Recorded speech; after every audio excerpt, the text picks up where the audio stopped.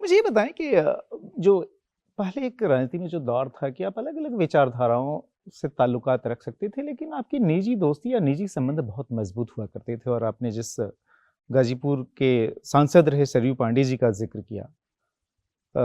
मुझे ध्यान में है कि उनसे भी आपकी बड़ी ज़बरदस्त दोस्ती थी, जबकि कई बार आप लोग आमने-सामने चुनाव भी लड़े। नहीं, सरयू पांडे जी से दोस्ती नहीं थी। सरयू पांडे जी मेरे पिताजी से भी ज़्यादा उम्र के थे, जी। लेकिन मेरे मन में बड़ा सम्मान था और उनका भी बड़ा स्नेह था। ऐसे अनेक दूसरे दलों के नेता थे जिनका स्नेह मुझे प्राप्त रहा है, गाजीपुर में भी, बनारस में भी।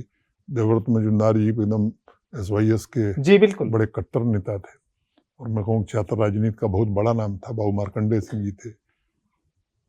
इन सब लोगों से निजी तौर पर मेरे संबंध बहुत अच्छे रहे। तो मार्कंडेय सिंह जी का आपने ज़िक्र किया हो तो खाँटी समाजवादी थे। मुझे याद है कि एक बार दोनों लोग शायद आपने किस्सा समाजवादी भी थे। सुनाया था आपके घर का। मोहन प्रकाश जी, चंचल कुमार, सुभाष त्रिपाठी, शिव कुमार, ये, लेकिन निजी रिश्ते सबसे हमारे अच्छे थे। वो मार्कंडेय सिंह जी का एक किस्सा आपने सुनाया था जब आप ही के घर में रह रहे थे और आप ही के ड्राइवर को भड़का रहे थे।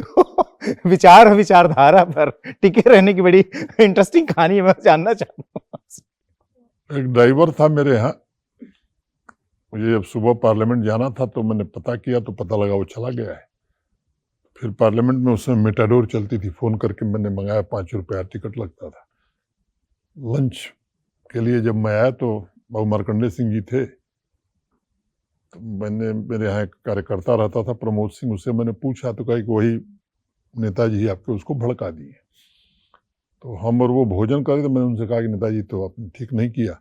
वो चला गया, आप भी कहीं कहीं जाते थे उस गाड़ी से। उन्होंने कहा भाई देखिए, खाना खिला करके मेरा समाजवाद आप खत्म नहीं कर सकते।